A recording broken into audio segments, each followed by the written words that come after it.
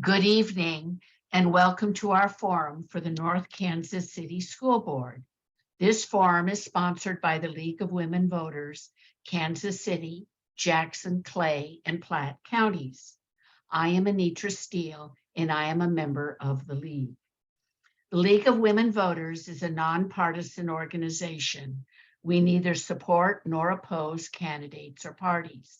Our mission is to empower voters and to defend our democracy. We envision a democracy where every citizen has the knowledge, the right, and the desire and the confidence to participate. Our membership is open to everyone. I'd like for you to know the other League members volunteering with me. Cheryl Barnes is our moderator. Lisa Albright is our timekeeper, and our Zoom is monitored by Dave Montjoy and Laura Montjoy. I lead the forum's administration team. The public has sent in the questions via the League's website, LWVKC.org. I'm now going to turn you over to tonight's moderator, Cheryl Barnes. Thank you. Hello, and thank you for joining us this evening. Your vote matters. Tonight, we'll learn about candidates for the North Kansas City School Board on your April 4 ballot. The Board of Education is a volunteer representative body elected by the registered voters of the local public school district. The board governs the school district and provides leadership and advocacy for public education. School boards make decisions in the best interest of the entire district. They serve a 3-year term. Voters have submitted questions for candidates via the League's website, LWVKC.org. Forums last approximately 90 minutes. I'll ask each candidate the same questions selected from those submitted by the public, including North Kansas City students. The order of candidate responses has been determined by a random rotation. Each candidate will be given 90 seconds to respond to each question and 2 minutes for a closing statement. All of the candidates running for these offices have been invited. We welcome 4 of the candidates participating in tonight's forum: Karee Gleason, Laura Wagner, Maren Stoflet, and Brian Mercer. Thank you for joining us. The forum is being recorded and will be available on the League's webpage, LWVKC.org. Candidates, please answer the question asked and stick to the topic. There will be no rebuttals, but you may go back to an issue during your 2-minute closing remarks. Let us begin. And we'll start with Karee. And the question is submitted by one of the North Kansas City students is, what qualifies you to serve on the school board? Well, my name is Karee Gleason. I am the incumbent school board member that's running for re-election. I've served the last 3 years on the board. I am from this area. I went to elementary school, middle school, high school in the North Kansas City School District. I've got 2 students that are currently in the district and a daughter who just graduated Staley last year. So my roots are deep and I care very much about this community.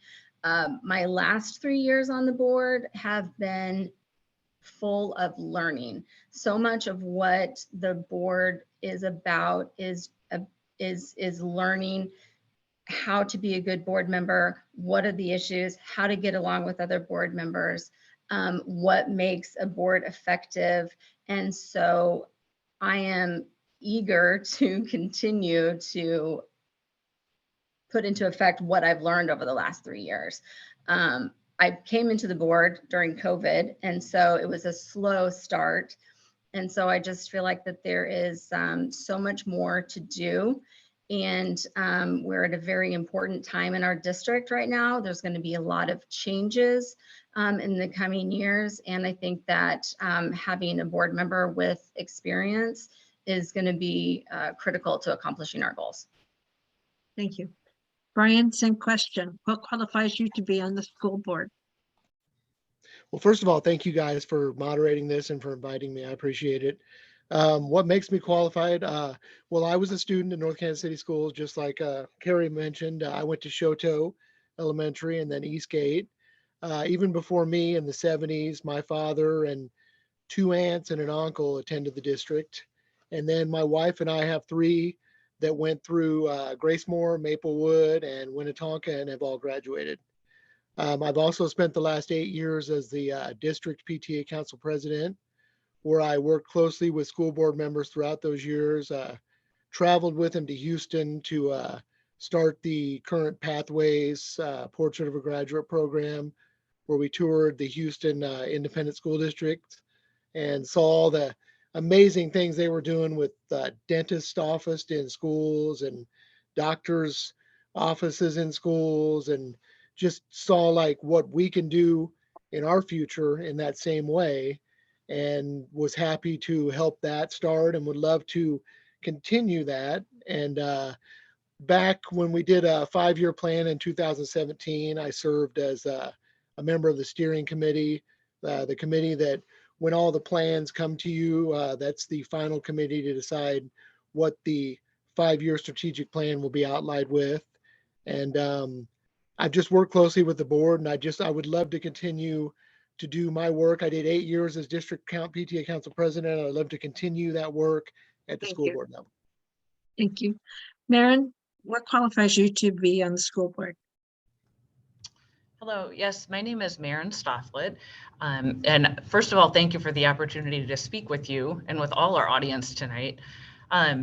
So as far as what qualifies me, I say I'm a little bit different than the panelists that we've heard so far.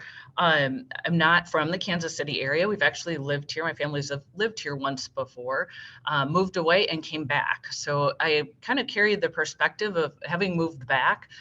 How we chose to live where we do now was actually based on the North Kansas City School District.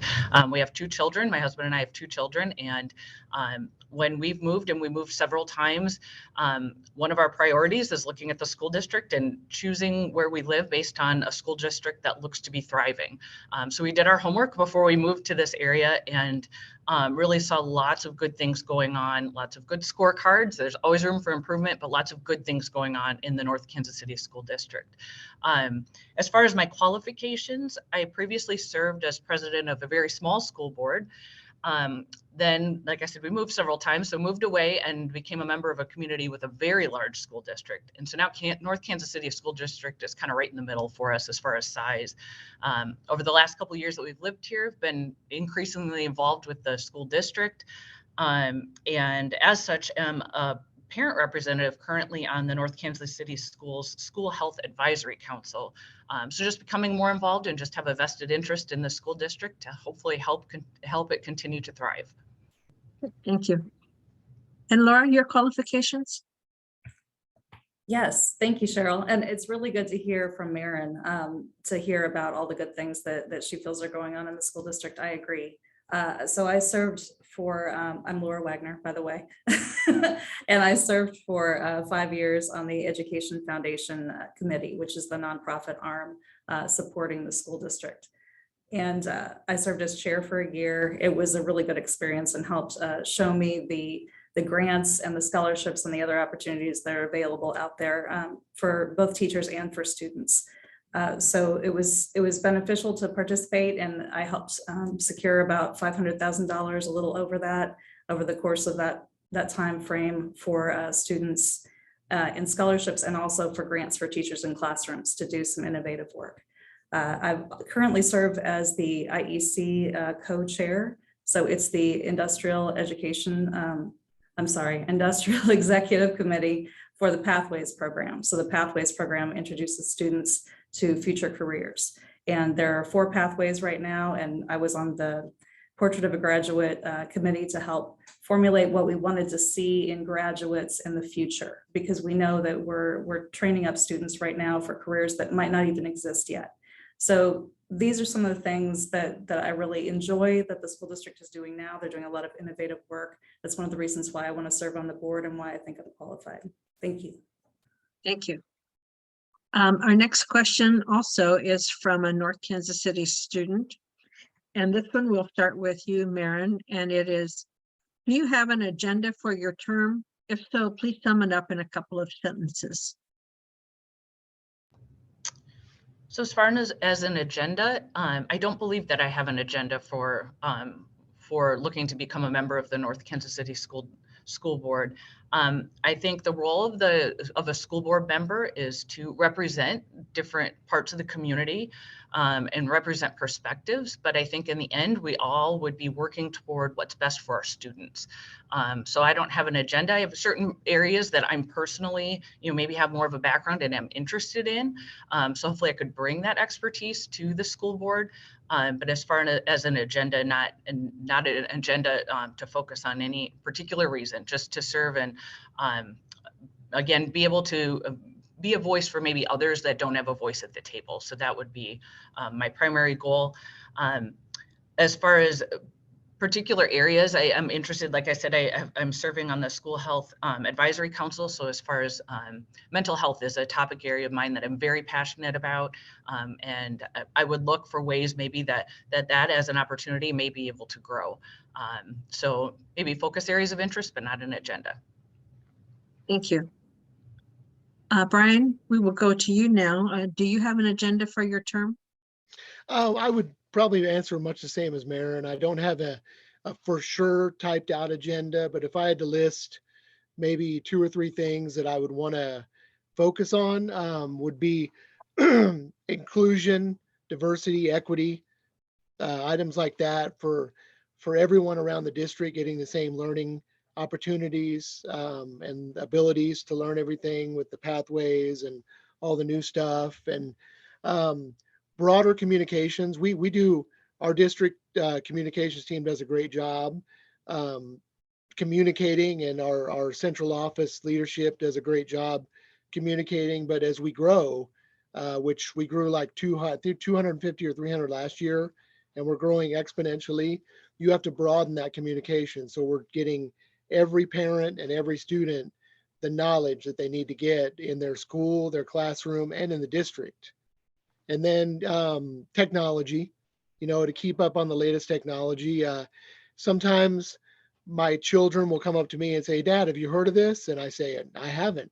So it's great to have kids that are in their 20s and late teens to keep me up on the latest technology. And I just think it's very important as the second largest district in the state to keep up on that technology. Thank you. Karee, an agenda for your term in office, if elected? Well, first of all, the mission for the North Kansas City Schools is, and I'm just going to read it, it's to be relentless champions for all students. North Kansas City Schools' mission is to develop self-aware, authentically empowered, future-ready learners through a rich array of purposeful learning opportunities and collaboration, or in collaborative communities of belonging that are culturally affirming, academically challenging, experiential, and exploratory for each student. So to that extent, that is my agenda. I was part of the strategic planning committee that fine-tuned that mission statement for the North Kansas City Schools. And every single year, we take our 5-year strategic plan and we look at the strategies. And the strategic plan was brought together by members of the community, teachers, principals, board members, students, parents. And so we take that strategic plan and we formulate a scorecard. And that scorecard is what our superintendent and our cabinet members and our staff use to guide their goals for the year. So my agenda is always to take that plan and to look at our strategic plan and formulate our scorecard for the year that accomplishes the goals that we need to accomplish. That's my agenda. Thank you. And Laura, your agenda, if elected? Well, I have a goal more than an agenda, so I'll address my goal. Well, I agree absolutely with Karee in regards to the overarching goal is that the school board and everyone in the school district be a champion for all students. And that should be the number one. And the main purpose is that we're there is to be a champion for the students. And that's every student.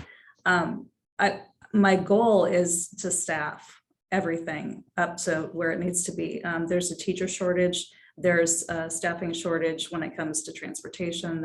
They have a lack of bus drivers, cafeteria staff. There's a staff shortage everywhere. That's true of a lot of industries. It's true in the North Kansas City School District.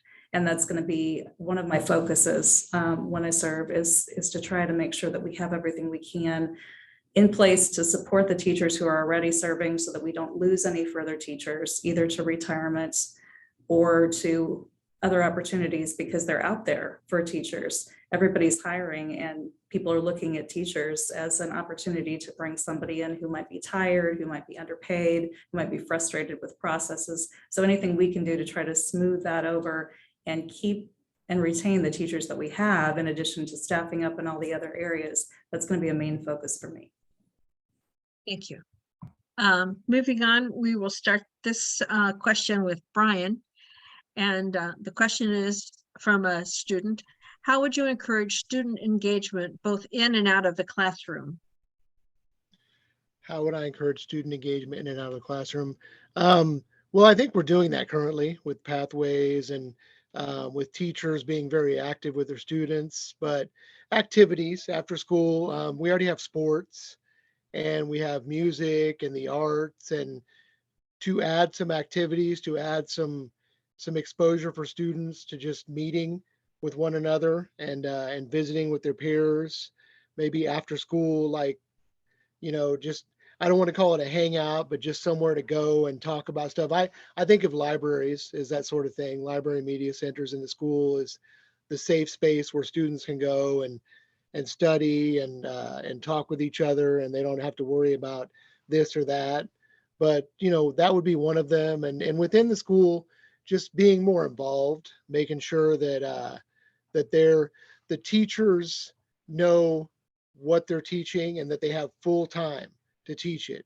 We have a lot of programs going on in the district and a lot of stuff going on, and you always want to make sure that you slow it down just enough to where the teachers can teach it correctly and that every student gets the lesson correctly.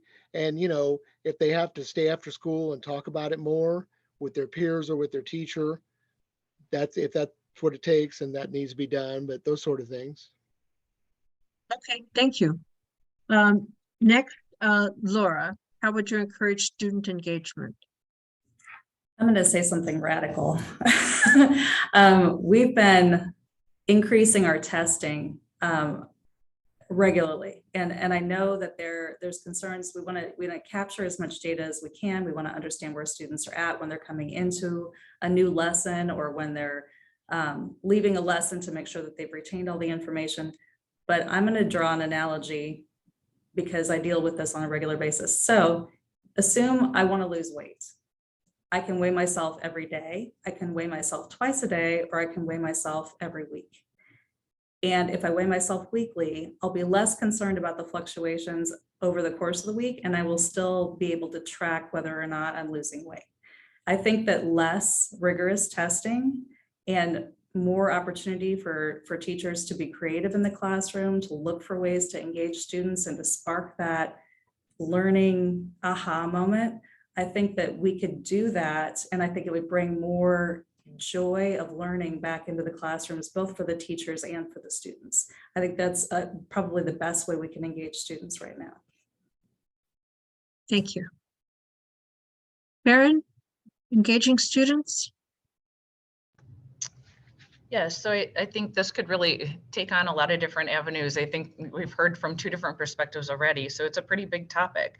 I think as far as engaging students, I think simply listening and really taking the time to listen to what students want and need. If we think of engaging students across our district, I mean, that's so many different grade levels, so many different students, so many different needs.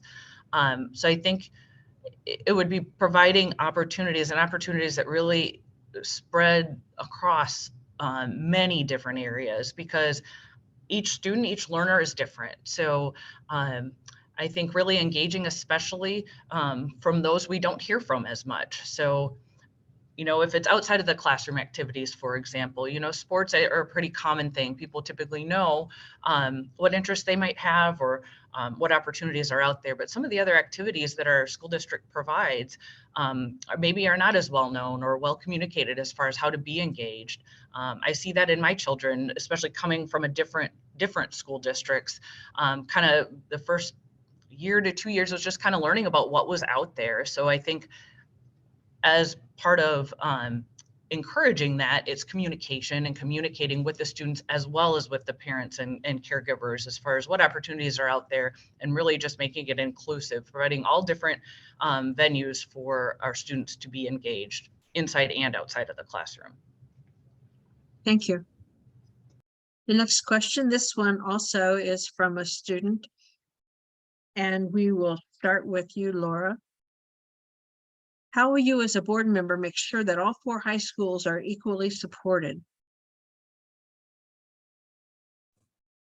I think that hearing regularly from each of the high schools is probably the best way to do that. For the most part, every high school has different needs, both because of their locations, whether they're in the older parts of the city or in some of the newer, more developing areas, whether or not they're new buildings, older buildings that have been rehabbed. It's going to help us a lot to get regular feedback. And I'm grateful. I think the board does a pretty good job. They get to attend a lot of events at different locations and at these schools. They go out in the field and they meet with the principals. And so that ongoing communication happens now. And I think just continuing to foster that is probably going to be the best way that we can do that. Okay, thank you. Karee, how will you support all 4 high schools equally? Well, I think that we have come a long way and there is still a long way to go. I think that putting in the equitable work that we put into our buildings, as far as making sure that we have, as we grow on the north side of our district, for example, and we build new buildings, we have to make sure that we're putting into our older buildings the work that we need to make sure that those buildings are sustainable. And our older elementary schools, for example, Maple Park, brand new elementary school in the Winnetonka feeder pattern, has just done wonders for that community and will do wonders for that community. So making sure that we are equitable from a building standpoint and also equitable from a structural standpoint. As we build new stadiums, we need to make sure that we're building new facilities in the Winnetonka, Oak Park. I'm an Oak Park graduate, so I am very proud of the things that we've done at that high school, but I'm also a Staley parent and I see the work that's gone into that school as well. So looking at it all, making sure that we are contributing equally amongst all of our school patterns. Thank you. Brian? Yeah, I think I would mostly echo what Karee and Laura both said, with what Laura said being to be seen, and letting, high school is the last stop before you go to college. So it's sort of the last station before real life hits. And I only know that because I recently had 3 that got out of high school and now are doing pretty good things. One of them great and pretty good things, the other 2 so far. So just, I think when I started as the district PTA Council president, I didn't see board members going out to high schools as much as I do now. I see them going out and interacting with students and letting them know that they're seen, letting the student know, hey, I see what you're doing and I see that you're succeeding in this, but you may not be succeeding in this. And I'm going to try to help that. I'm going to do what I can as a board member to talk with the leadership and to talk with your principal, and we're going to work out to make this work better for you. So being seen, and then also with what Karee said, just make sure, we have 2 great new stadiums and it's a really good thing. Staley has a new weight room. We need to build on to the arts and the music as well as the athletics. Just encompass everything and make sure we don't miss any spots along the way. Thank you. And Maren? Equality among schools.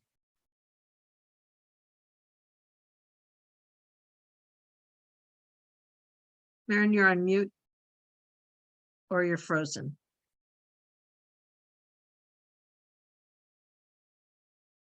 Maren?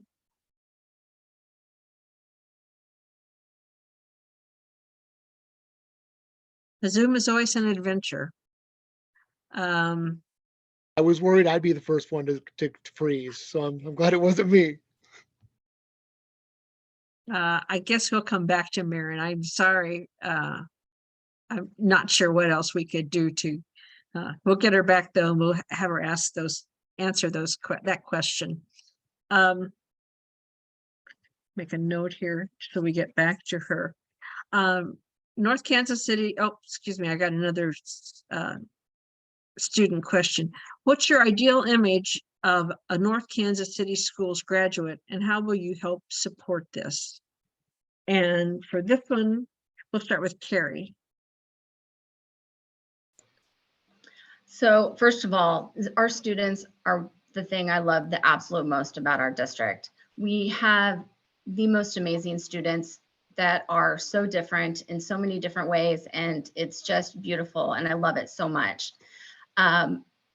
What I see in our students, what I would love to see is we have our portrait of a graduate, and we have our competencies that we outline in our portrait of a graduate, and I love them. That's my, we have presentations that show where we're headed as far as our portrait of a graduate and how we're accomplishing these goals.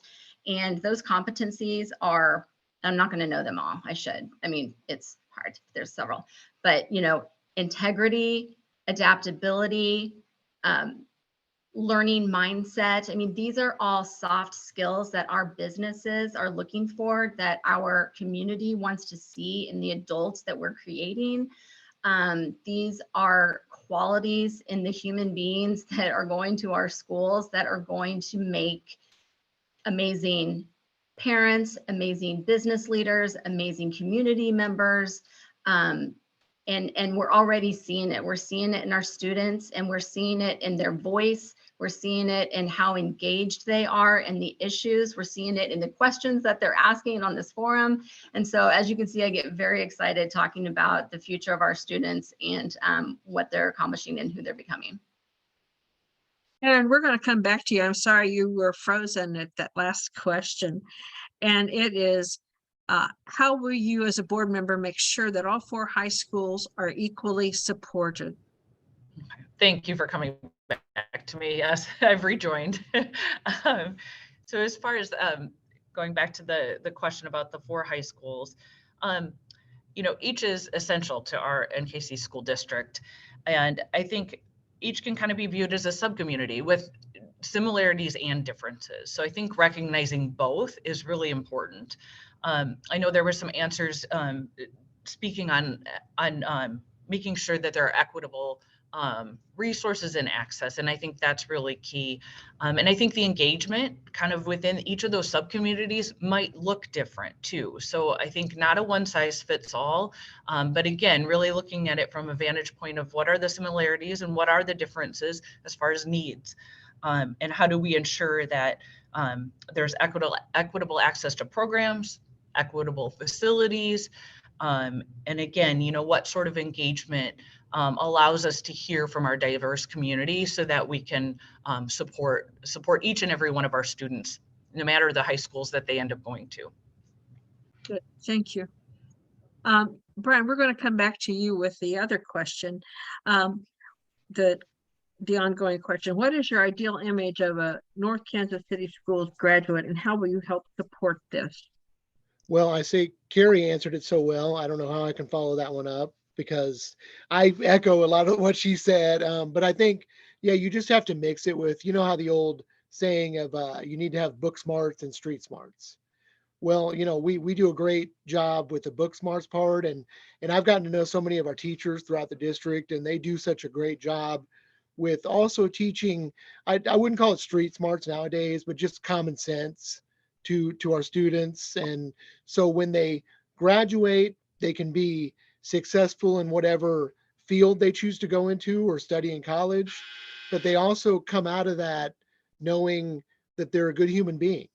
You know, like, and you're in your 20s or you're in your late teens, but when I graduated, it took me several years to figure out, oh, I can really contribute to people. I can contribute to where I am and in the environment. My kids are just so far ahead of me in that respect that I'm just like astounded. And they came from Winnetonka, and they came from Maple Park and Grace Moore. So I know that they did a good job with them, and I just want our school district to do a good job like that with all of our students, with both sides, book and just being a generally good person. Thank you. Okay, Maren, we're going to try this again. I guess if you freeze, just log out and log back in, as Elizabeth suggested. So your ideal image of a North Kansas City Schools graduate and how we hope to support this. Sure. Ideal image for a North Kansas City Schools graduate would be just that they're empowered to go on and do excellent things. So I think it looks different for each student, of course, but I think really it would come down to empowering our students. So that kind of capitalizes on each and every one of their individual skill sets, their interests, exposing them to different opportunities that they may not be aware of. As adults, there are plenty of things out there, you know, I'm learning day in and day out. So how do we expose our students earlier on to all those different opportunities where they might fit in to something they didn't even picture themselves doing?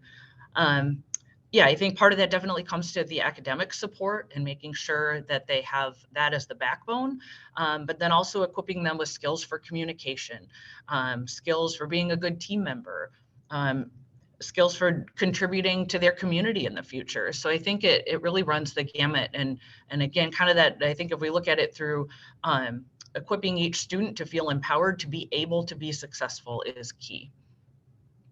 Thank you. Laura? Ideal image of a North Kansas City Schools graduate? Yeah, Karee's right. I mean, the portrait of the graduate list is ideal. And it was really interesting going through that process to realize that some of the things that we will need for our graduates in the future, for whatever they're facing, a lot of them are soft skills. So it's going to be the empathy, integrity, the ability to learn, the ability to communicate between teams.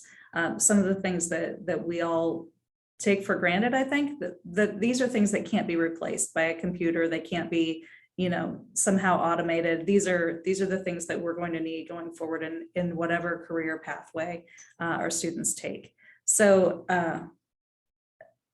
confidence, that's what I want to see in all of our students when they graduate, because they know that they have what it takes to deal with whatever situation is out there. So a confident graduate, knowing that they have opportunities and that the school has empowered them to go out and get them, and that they know where to find them and they know what to do when they get there. Thank you. Okay, the next question we're going to talk about teachers. What assistance can the board provide for teachers who struggle with the social needs of their students? And for this one, we will start with Karee. Well, I can tell you that one of the biggest issues that we've seen is adequate professional development time for our teachers. We started with we had early release, that was not adequate time. We had late start, that was not adequate time. I worked with a strategic team very closely to ensure that instead we now have in our calendar for next year, we now have 1 hour or 1 day a month, 1 full day a month for professional development for all of our teachers. And that I think is going to be very revolutionary for our teachers and making sure that they get the time that they need to learn skills and learn how to work with our students. And not only our teachers, but also our classified staff, our other employees in our schools that work closely with students, making sure that they also get adequate time to learn skills and learn best of practice for how to handle our students, how to work with each other, how to work with our teachers.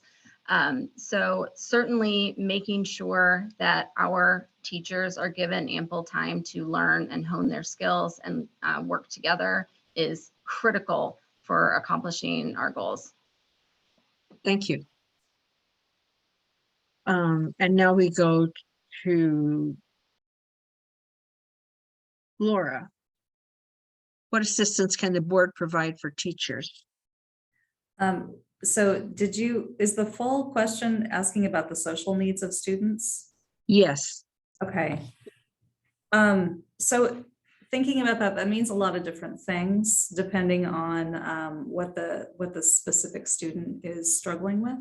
So I want to see that our teachers are supported in any way that they need. So whether that's administration level at the school, where they're working, whether it's wraparound services that are available for students that teachers can tap into to help support whatever the student needs, whether it's additional support at home, whether it's issues with anything, hygiene or whatever it is, if there's some other additional wraparound services that are available, and I think that they are in our district, and there are individuals that they could reach out to. So it could just be a matter of letting the teachers know all the services that are available. Also, if there's something in particular that the teacher thinks could benefit a number of her students, the Education Foundation will offer grants for different things. I know recently, and one of the things that I thought was really wonderful, there were a lot of coaches who had students who wanted to participate in sports, but they couldn't afford the equipment that was needed. Usually it falls on the parents to be able to provide it, whether it's cleats or whatever. And so there's a grant now available through the Education Foundation where coaches can just tap into that cash and get the size cleats that they need for that particular student. So that's available in the district, and I'm grateful for that. Thank you. And Brian? Yes, to go off an old adage from another occupation, realtors always say location, location, location. This would be support, support, support. In so many different ways. Karee was talking about professional development. We did just open a new professional development building over at the Prospect Plaza for teachers to go with, and it's not just that one day a week or one day a month and do that. It'll be over the summer. We have sessions where teachers will come in and they'll learn new ways to talk with students, new ways to communicate with students. We have a program with our early learners called the NKC Parents as Teachers. And I think it's great. Not only it's great because the kids are so young and the parents get more involved, but I would love to see something like that, maybe at like a kindergarten or first grade level as well, which I think we have, we just really don't name it, but parents are more involved that way. And I've always, as a former PTA council president, I'm always trying to reach out and get parents to be more involved with what their students are doing. And a lot of them do, but a lot of them are hesitant because they don't know what it's going to involve. They're timid, they're scared. It's kind of like before a Zoom meeting, you're always like, is background okay? Is everything good? As a parent, when you're asked, hey, we'd like you to be more involved, sometimes you can be a little timid and say, well, what's this going to entail? And if we're more clear with them, then I think they're more apt to be more involved. And then you get the teacher. Yeah, you get all of them involved. Thanks, Brian. Okay, now we're going to talk about policy. And we will start with you again, Brian. Where do you get your information and guidance on education policy? That's for me? Yes. Okay. Where do I get my information? I've got a ton of pipelines that I go through. I'm really big on Twitter, and I have what's called Education Twitter, where I talk with teachers and leaders from around the country about what's going on in their school district and what works and what doesn't. I talk with our teachers all the time. I I visit a lot. And I go to schools and I just visit with teachers and students. I'll just go walk down the hallway and say, hey, how you doing? What's working for you today? What's going on today? And students, they love to talk about what's going on with themselves. And I love to listen. So when I hear what they're doing, then I get my information that way. But, and our board, listening to every 2 weeks, we have a board meeting. I listen to what's going on there, listening to our leadership, just a combination of students, teachers, and parents giving me feedback, sending me emails, sending me text, calling me, telling me it's not always great, but a lot of it is great. And the stuff that's not great, I try to help and solve that problem. Thank you. Now we'll go to Maren. Where do you get your information and guidance on education policy? Okay, and I will answer that question, but I think I missed the previous question. I always do that. That's okay. I'm sorry. That's okay. That was on teachers. I think Karee missed one too, maybe earlier. I wasn't sure, but I just wanted. Don't let me do that. What assistance can the board provide for teachers who struggle with the social needs of their students and Maren? Okay, sure. As far as equipping our teachers, I think that it would be making sure that we have their support networks available to them, whether that's by way of additional resources and opportunities for professional development. Also just team building and team sharing. I think the teachers among their peers, can share, they have experiences to share and things that the expertise that they've built that they can help each other out too. It again goes beyond teachers to all staff really. So I think just equipping them with the programs, the services, the tools that they might need would be the primary role, and then really encouraging that sharing and sharing of best practices among one another. I'd say the needs of our students is ever evolving. So what we do one particular year may not be as as relevant in the future. So I think just kind of making that assessment as well and addressing the evolving needs of our students. And in that also looking at ways to increase the parent and caregiver involvement, and again, listening to what those needs are, kind of the whole picture of the student inside and outside of school. Thank you. Okay, now we will come back to you with the question, where do you get your information and guidance on education policy? Sure. So for education policy, I would say that, I have some expertise from previously serving on a school board. And as part of that experience, I know as a board member, we explored outside of the district. So just taking a look at nearby school districts across the country, seeing what policies were out there, and trying to get some feedback, maybe if there's a topic at hand that we were exploring a change for.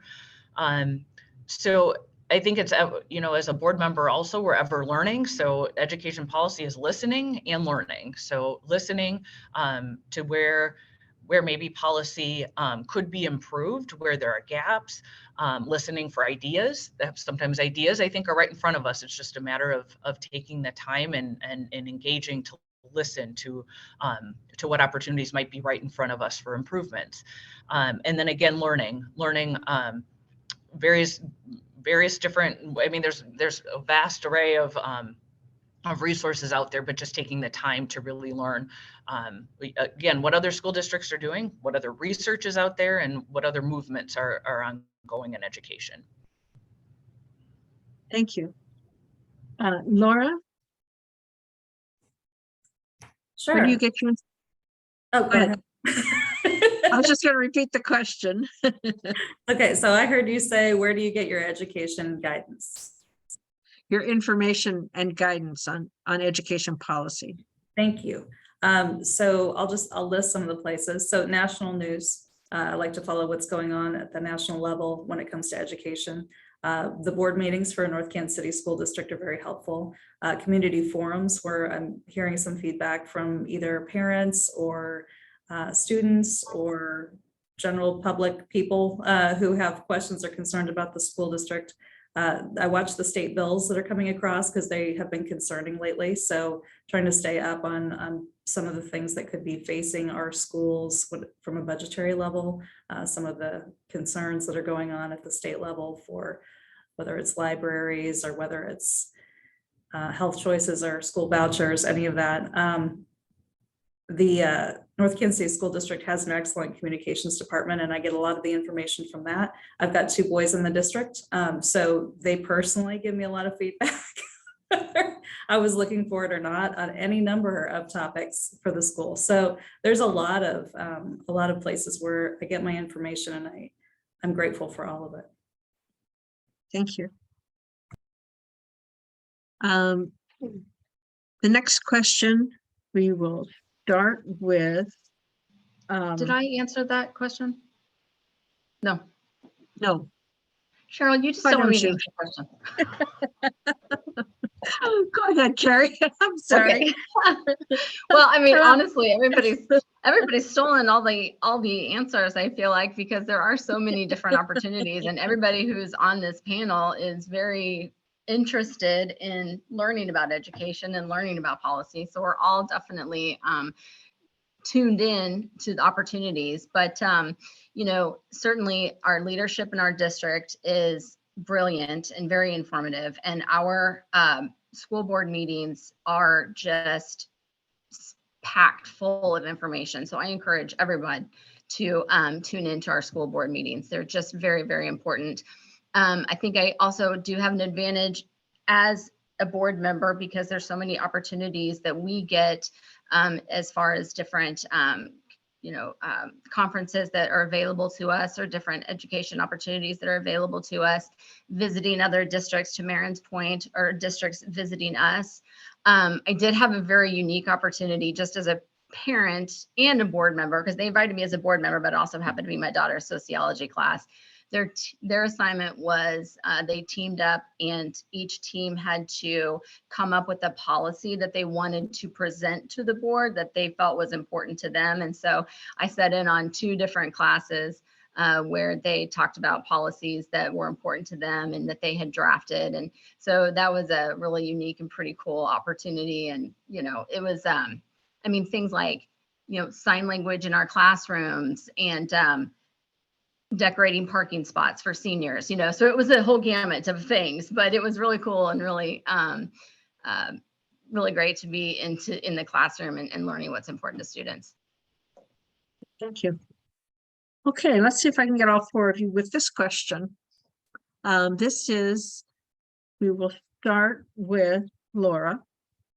And it is, how has the district accommodated services for LGBTQIA students? So I just wanted to be clear. What was the question? How has the district accommodated services for LGBTQIA students? Okay. So I know, and some of this is just what I've learned from my 2 boys who are attending. I know that there are clubs and organizations that are supported by the schools for LGBTQIA students. And I know that there are at least 2 in Oak Park High School that I'm aware of, because that's where my boys attend. I believe that that's true in every school. I think that the use of pronouns in the classroom, I know that there are some teachers who struggle with it, but I think most teachers try to accommodate pronoun usage. I think that there's some efforts being made. There's probably room for improvement there. I think for the most part, in the effort to be a champion for all students, that the LGBTQIA students are also included in that. I think that there are some strides being made, and there's probably additional room for improvement, and it would be helpful to hear from the students what else they need. Thank you. Brian? Yeah, I mean, my answer would be pretty much the same as Laura. I do think that there are clubs in all 4 high schools. I think there might even be in a few of the middle schools, if not all of them, clubs of inclusion, clubs where anybody can come in and talk about who you are, and even clubs for that particular genre to come in and talk about, what they may be facing on a daily basis, or the joys of what they face that day, and and stuff like that. But a lot of it for me is with teachers, and we have great teachers who are very understanding of pronouns, and that we live in a whole new world now, where everything is inclusive and diverse, and our teachers are very open to that. That's the best thing we have. And to go back to, I think, what Laura said previously about making sure staffing is up to par. We always want to add to staff, but I think our leadership does a great job of hiring teachers who come to a classroom not just to teach math or social studies, or do they still call it social studies? Yeah. And but to interact with students, to talk to them when they need somebody to talk to. If they had a bad day, they're going to say, hey, this happened to me today, and those teachers are willing to sit there and listen to them. That's all you really need to do. The teacher doesn't have to have advice for them. Some kids, male and female, or pronouns that use different pronouns, they just want to be listened to. They just Thank want you. someone to hear their voice. Thanks, Brian. Karee, you're up. Well, I think that we have come a long way, but I think that we have a long way to go. I think that if you asked an LGBTQIA student if we are where we're supposed to be, I think that they would probably say no. I think that its perspective is very important, and I think that we have a long way to go, and listening to our students is going to be critical here. And honestly, right now, the biggest thing that we can do is make sure that the action that's happening in Jefferson City doesn't continue to, if there's a lot that's happening in Jefferson City right now that could really detour what we're trying to do in North Kansas City schools with regard to making sure that our LGBTQIA students are heard and feel represented and feel included. And the most important thing that we can do is to continue to fight for those students. Thank you. Maren? Can you repeat the question? Sure. Has a district accommodated services for LGBTQIA students? So, yeah, I think there's some that's being done currently, but I agree with Karee. I think there's a lot of room for growth in making sure all of our students have the support that they need, they feel valued and they feel included. So I know there are some programs as far as LGBTQ plus, like after school programs. I know there was one group that was done at a 6th grade center, and I know all the way through high school, but I think that's pretty minimal in my opinion, as far as what we need to do to make people feel included. I think exploring allyship is important, and I think that's something I would like to see growth in. So it's not an individual student by their label, it's all of us being inclusive of one another, no matter who we are as a person, who we support. We should all have a place and feel valued. And I would like for our students to be able to feel that way. And I do think we have a long ways to go as far as making that happen and being inclusive throughout our schools.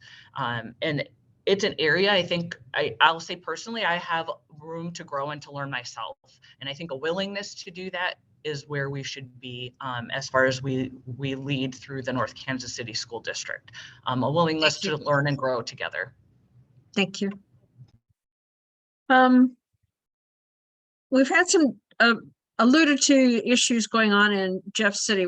I would like for you to name like the top 3 things you feel that are problematic with legislation in Jeff City. And Maren, we'll start with you.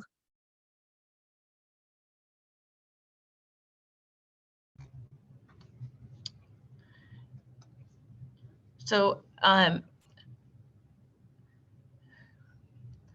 as far as the top 3 issues, I think it is evolving, and I'll say it spreads from what we were talking just now about inclusivity, financial support for our schools, as well as kind of the direction our schools will, as far as legislation, where we will be headed. So I think, as a school board, we need to, respect the decisions that are made, but at the same time, be able to advocate and provide input for what our schools need. Thank you. Karee, top 3 issues in Jeff City? Well, I was digging for my legislative priorities that I printed off because I'm on that committee to make sure that our legislative priorities are heard in Jeff City. North Kansas City School District really is a big leader in Jeff City. We have an amazing person. Tammy Henderson is down there. She's our lobbyist, for lack of a better word, but she is a force and she speaks volumes, and she is very respected in Jeff City. So we're very lucky to have her. And I think that any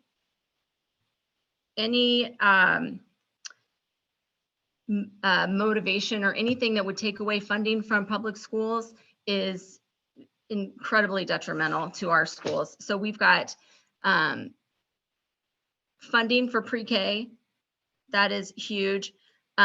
Making sure that our schools stay funded, and local decision-making for school boards. Those are the top 3 priorities, I feel, from the legislative standpoint. Thank you. Brian, top 3 priorities from Jeff City? I thought Karee was going to start with the sentence, where do I start with this question? It's quite a loaded question. For me, like I just would echo, the inclusivity thing. There's a lot of stuff going on that it just can't, we need it to stop somewhere and not go on, those kind of things. The decisions they're making to not include people, to not be inclusive. We need to make that turn around and to make everything inclusive. Finance for schools, pay for teachers, things like that. One for me, the biggest one for me, and it's not, I don't know if I can't really name what it would be, but let teachers teach, let students learn.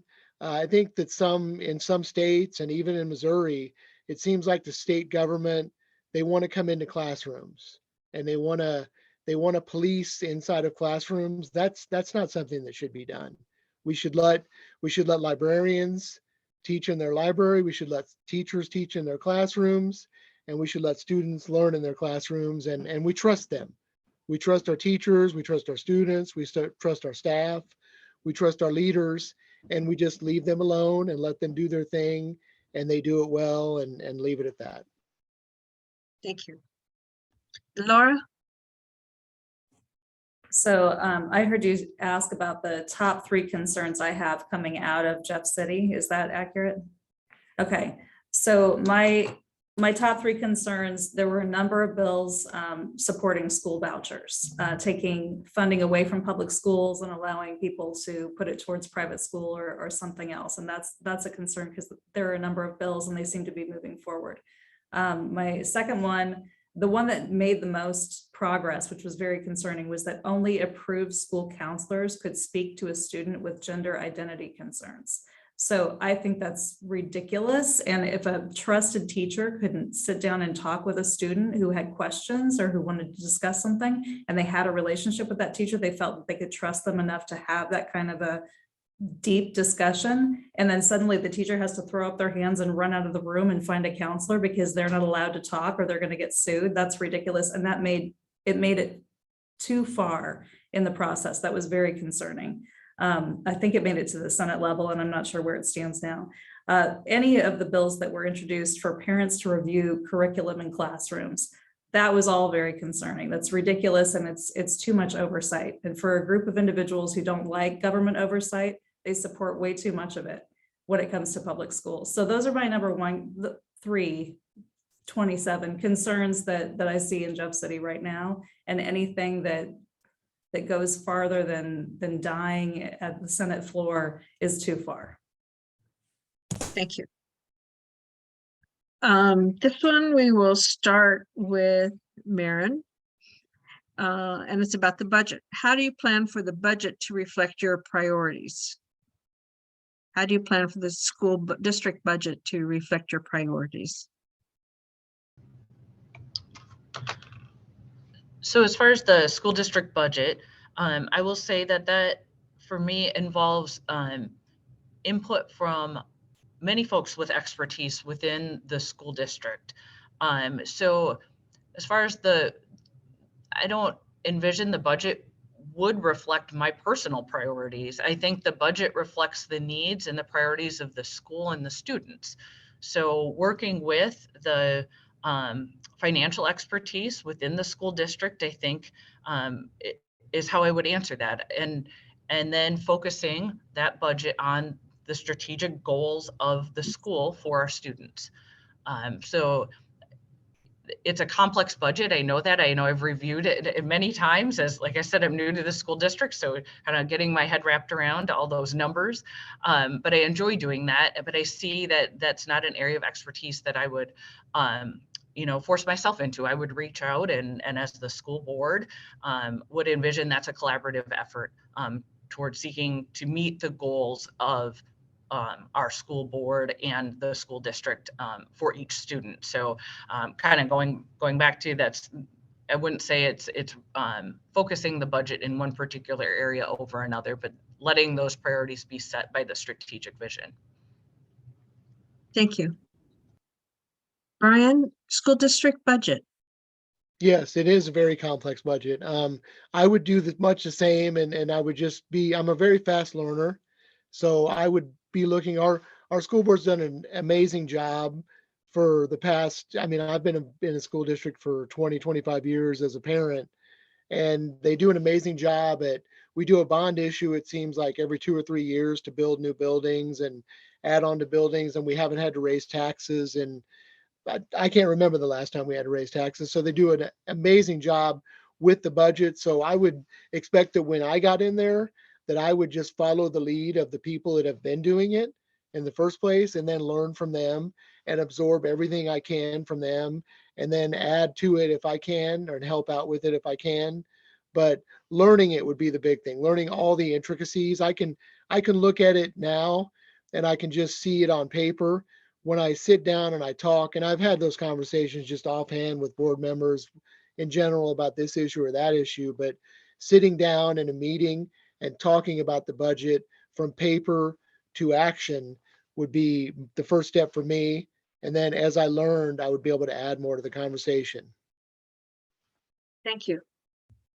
Karee, school district budget. First of all, we are very lucky to be in a community that supports us. We have historically, the North Kansas City School District has historically been very responsible stewards of the taxpayer money. And so the relationship that our district has with the community means that we can rely on our taxpayers to pull through when we need them, and they have. And it's been a wonderful relationship that we've had with our community in that regard. I also think it's important to work with other elected officials and other community leaders to ensure that any initiatives that would divert funds away from public schools be squashed. It can't happen, and it's a very relevant topic right now because there's a lot of different bills that are out there, a lot of different topics, a lot of initiatives that diverting funds from public schools is the goal, whether it's blatant or not. It's the goal of the initiative. So making sure that we are communicating and working with our community partners to squash those initiatives is really important. And trusting the people that we have hired. We have brilliant leaders in our district who are wonderful with our finances, and they have let us come a long way. Thank you. Laura? Sure. Matt Fritz does a good job with the budget. He does an excellent job, and it is a very complex budget. I would say the one thing that I would want to focus on is making sure that the staffing needs are met. And so with that, reviewing salaries, both for paraprofessionals, for transportation, looking at the transportation budget overall in particular, because that's a hot button topic for a lot of folks in our district. Making sure that we have enough bus drivers, that we have enough cafeteria staff, that we have enough janitors, that we've got everybody. The teachers, the pay is decent, and it's certainly part of the collective bargaining agreement. So those things are already determined to some extent, but all the rest of the staff, paraprofessionals, admins, whoever else we have, we need to make sure that we are paying competitive salaries, because at this point we're losing people, and we can lose them to better paying jobs. We could lose them to FedEx sometimes. I mean, it's ridiculous. The pay that's going on and the hourly wages that are available in some of the other areas when we need people in our district. So it would be worth looking at the budget and determining where we can move funds to make sure we have enough people. Thank you. Knowing that actions in Jefferson City could affect the school district, what specific actions will you take to increase the role of parents in decision-making and to promote parental involvement in the schools and the school district? And we will start, Laura, with you. Sure. As a parent, I think if you're paying attention, then you're probably upset and you are engaged. And if you're not paying attention, then you aren't. So the communication that goes on, both from the individual schools to the parents, but certainly any awareness from the board out generally throughout the school district about concerns that are happening in Jeff City, they did an excellent job communicating out during the no tax bond increase last year. I think that same level of communication could be brought to some of the concerns, the school voucher programs, other issues, and explaining how that impacts the parents in the district. I think there's a way that we could do it at that level, but ideally having individual schools reach out regularly to the parents in the district, let them know about things that are going on in the schools. That's the best way to engage, because the parents and the neighborhoods care about their own schools and what's happening in their neighborhoods. And as long as that communication is strong and constant, I think that's going to be one of the best ways that we can continue to engage our parents. Thank you. Karee, how to engage parents? Well, we have discussed this quite a bit at the board level. One thing that we've done is our board view.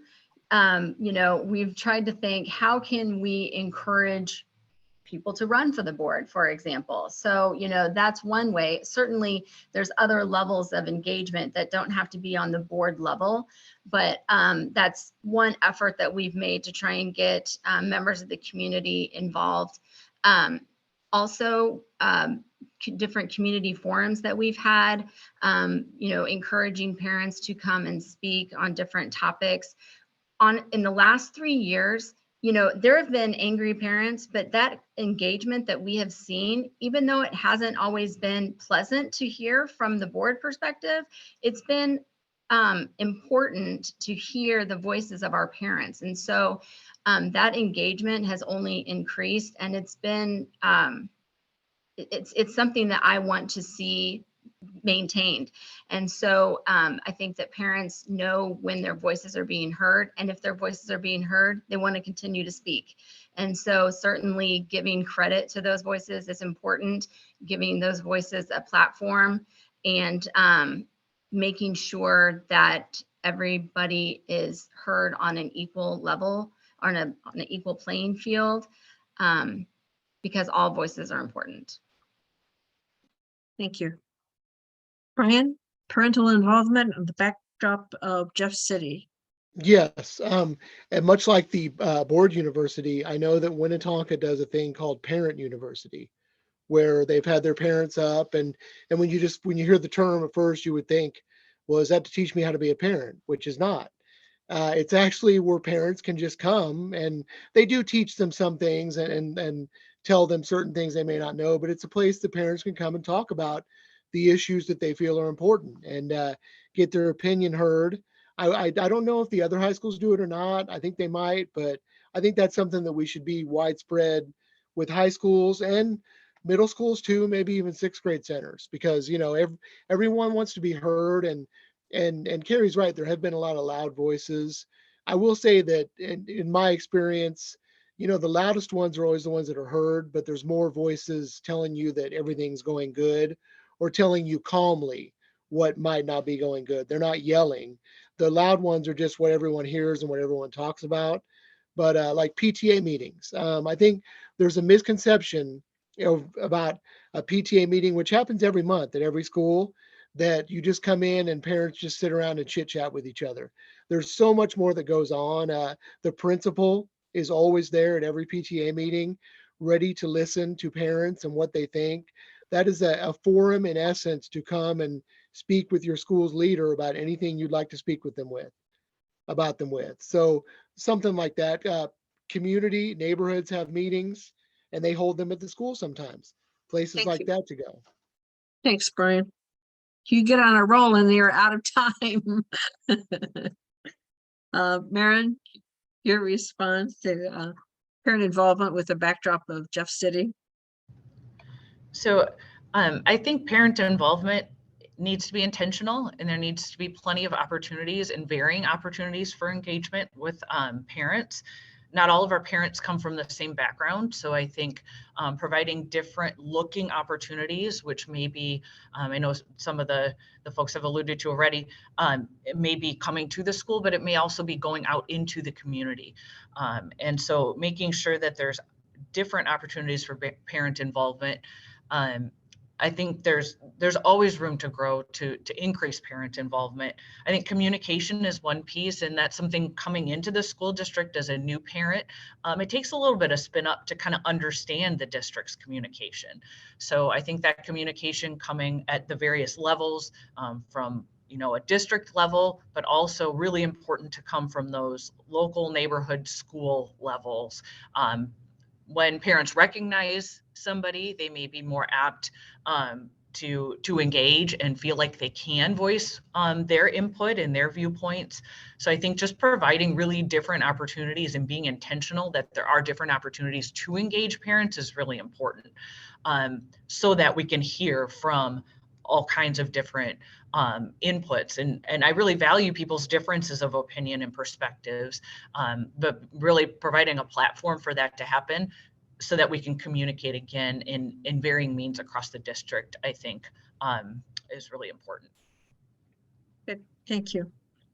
Well, we are about at the end of our time, so you'll have 2 minutes for closing remarks. And I just want to say thank you so much for coming tonight and sharing your thoughts. If I lived in North Kansas City, I would have a tough choice selecting among you all. You had great answers, and you are right on top of the issues. And I think North Kansas City is going to end up with some good school board candidates. So we will start with you, Karee, for your closing remarks. And you'll have 2 minutes for your closing remarks, and to encourage people to come out and vote on April 4th. Great.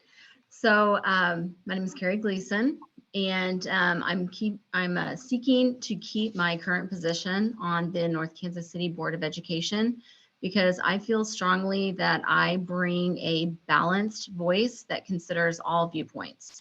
I feel it is crucial that the Board of Education be an unbiased body that makes decisions based on the good of the students and is not driven by political ideology or agendas. my motivation is solidly based in wanting to continue to make a difference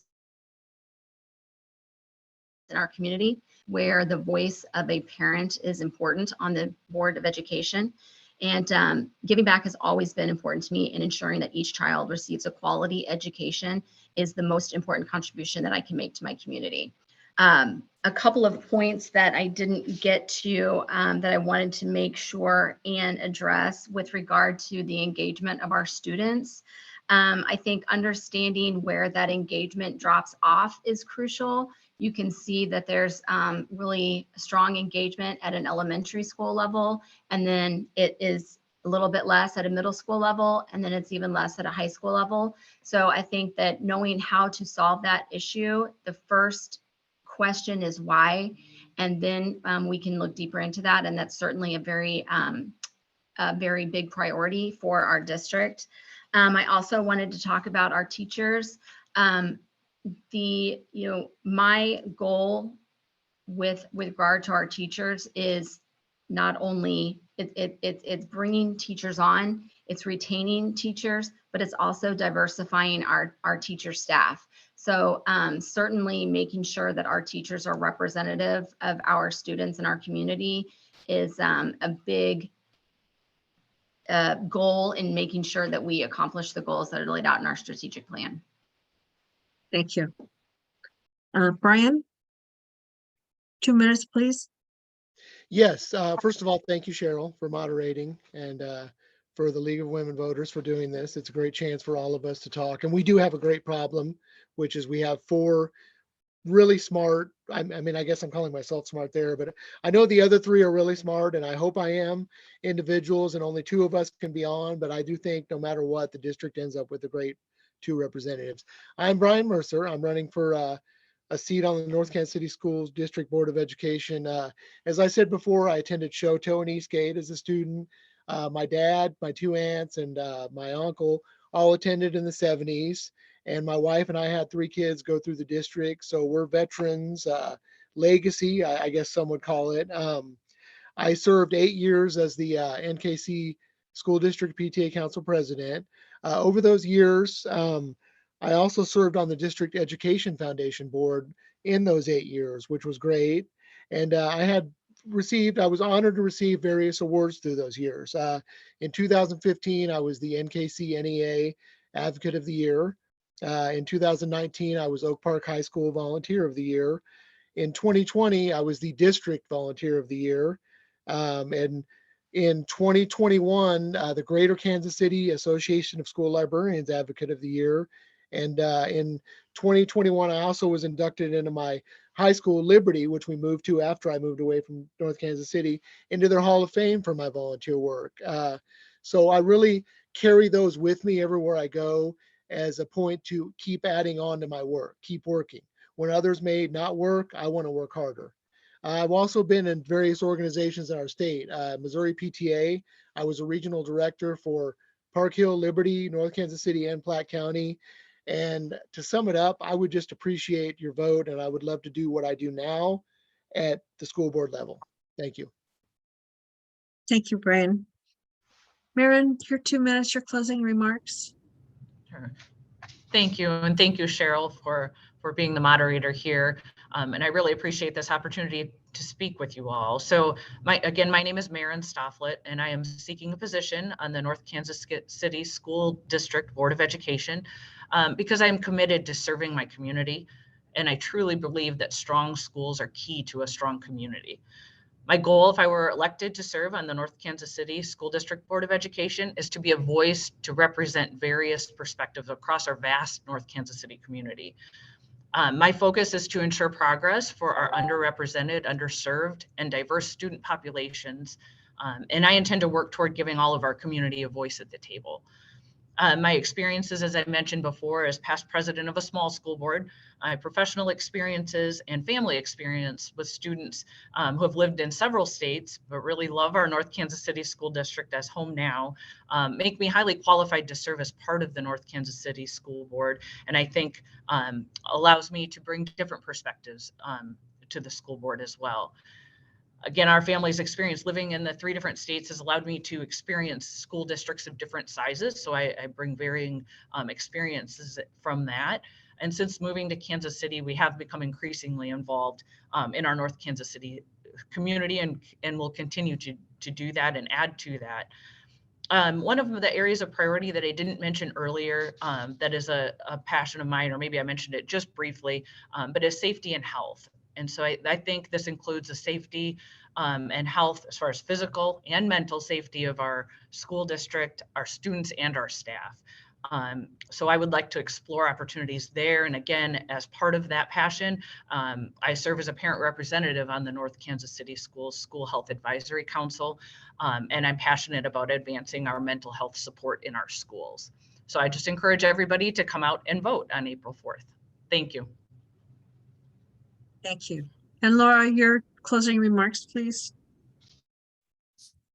Cheryl, thank you. And thank you for the opportunity to speak to the League of Women Voters tonight. I'm appreciative of everything that you do to try to get out the vote and make sure that people are informed when they go to the polls on April 4th. My name is Laura Wagner. I'm running for North Kansas City School Board. I'm running for 3 reasons. First of all, the students. The students are the most important part, and they're the focus of everything that the school board does and should be doing. And the goal of the North Kansas City School District is to be a champion for all students, and I support that. Second reason I'm running are for the teachers. The teachers need our support.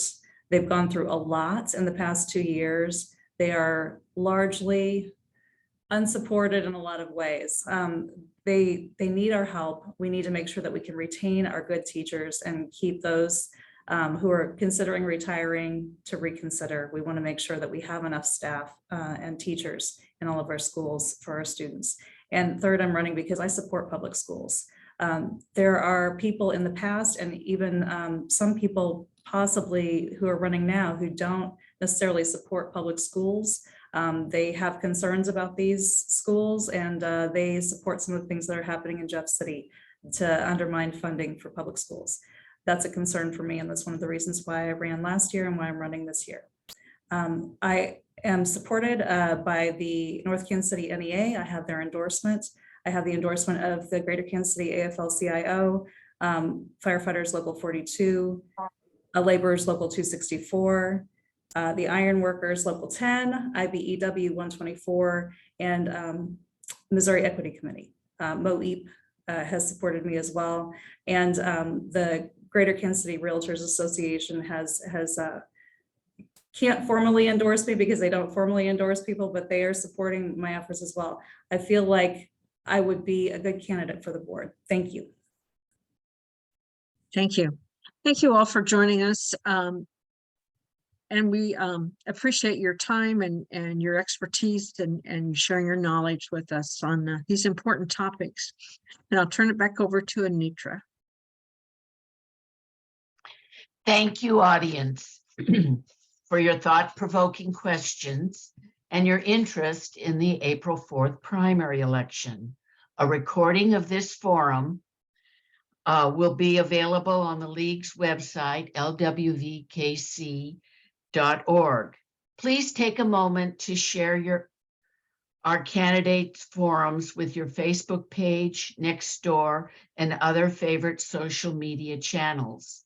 And remember, for complete voting and candidate information, visit LWVKC.org and vote411.org, which is now live. And you just put in your address and it gives you the ballot you will be voting on.